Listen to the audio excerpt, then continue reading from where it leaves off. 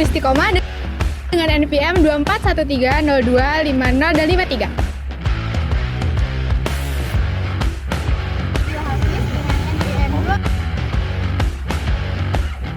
Halo, perkenalkan nama saya Indah Nur Anggraini dengan NPM 2413025037. Saya Denny Nugra Solin dengan NPM 2413025071.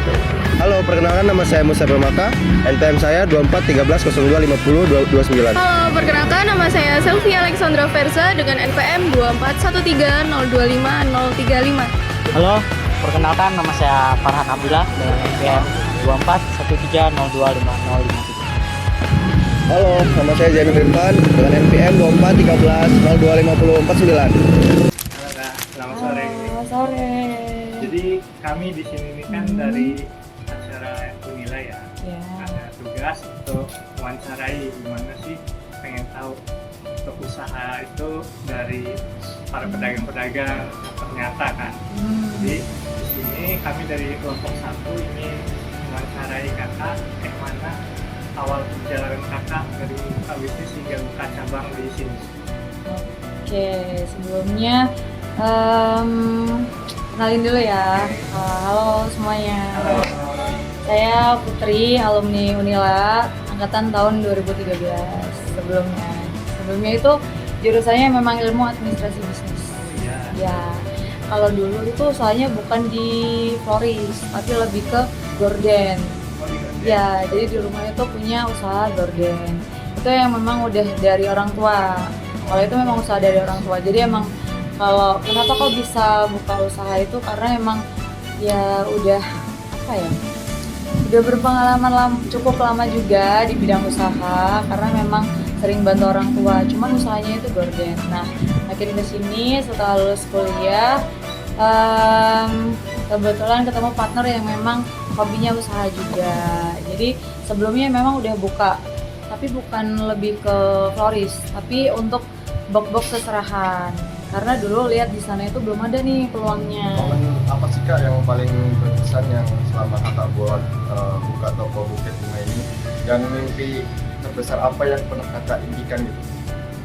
Kalau momen mungkin momen-momen pas memang usahanya lagi up ya, lagi bener-bener 1 bulan itu penghasilannya melebihi target gitu.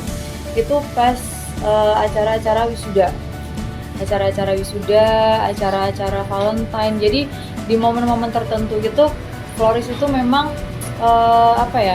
banyak pesanan, banjir pesanan. Jadi kalau misalnya pas lagi hari-hari santai ya mungkin ada 1-2, cuman kalau pas wisuda itu bisa ratusan gitu. Dan yang paling mengesankan apa ya, mungkin lembur sampai pagi, pernah lembur sampai pagi, dan itu karena memang sekolahnya memang ya banyak siswanya, jadi banyak yang udah pesan memang tidak dari jauh-jauh hari, cuman ternyata sampai hari H makin banyak orderan. Kalau misalkan yang kerja kan nggak bisa sama nih jam kerjanya gitu, jadi lembur sampai pagi, dan sampai pagi itu masih tetap lanjut untuk buka booth.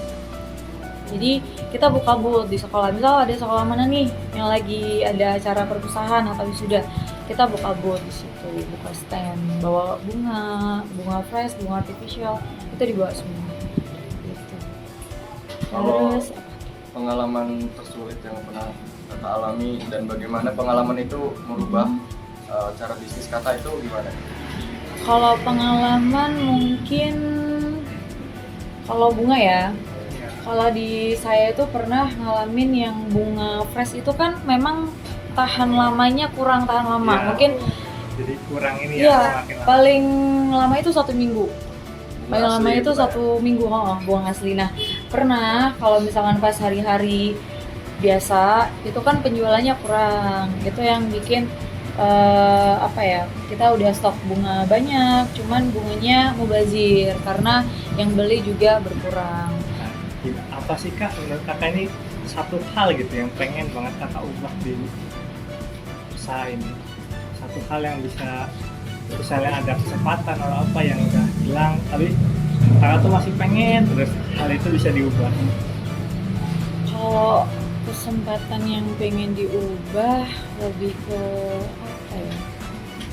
Mungkin bukan ngubah, malah justru lebih menjaga loyalitas ke konsumen. Contohnya kayak dari segi pelayanan, kemudian kualitas itu. Karena kita setiap hari itu berusaha buat konsumen itu merasa loyal ke kita. Jadi kita tanya kurang apa nih misalnya pesanannya gitu, kita tanya dulu ada revisi nggak kak? Oh udah oke gitu. Kalau misalkan memang ada revisi ya kita akan revisi, akan perbaikin lagi gitu. Jadi biar konsumen itu balik lagi, jangan sampai konsumen itu belinya cuma sekali aja, jadi harus kayak langganan balik lagi.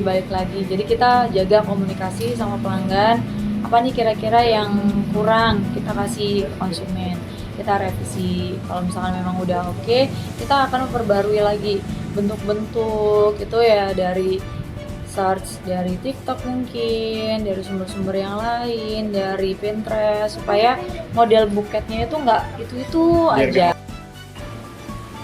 Terus ada nggak sih kak motivasi yang membuat kakak ini semangat terus menjalani usaha buket ini? Kalau motivasi lebih ke goals ya. Kalau goals itu memang dari dulu pengen punya usaha dan memang pengen punya bisnis yang bisa settle gitu. Jadi tanpa kita harus turun tangan, ya usahanya bisa jalan gitu.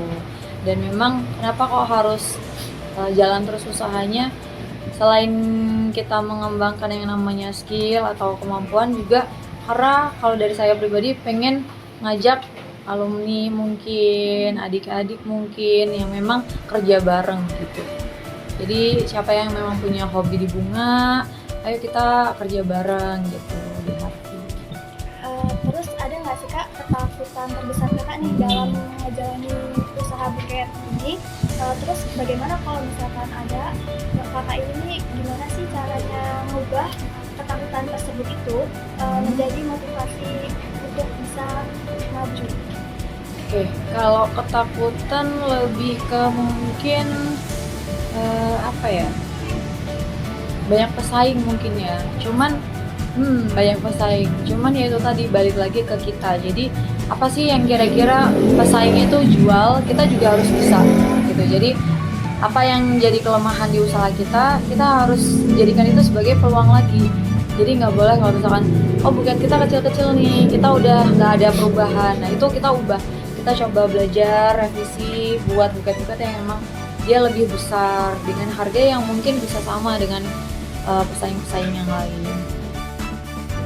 Kalau di usaha itu kan kita harus nyiapin planning dari A sampai Z kan kayak masalahnya apa dan solusinya apa gitu. Itu akan gimana nyiapinnya, kayak apa solusi dan masalah yang pernah kakak hadapi? Kalau saya pernah menghadapi yang namanya dari pekerja pernah, dari pelanggan pernah. Jadi pernah ada pelanggan yang memang pesen nih, kita udah buatin tapi ternyata nggak diambil.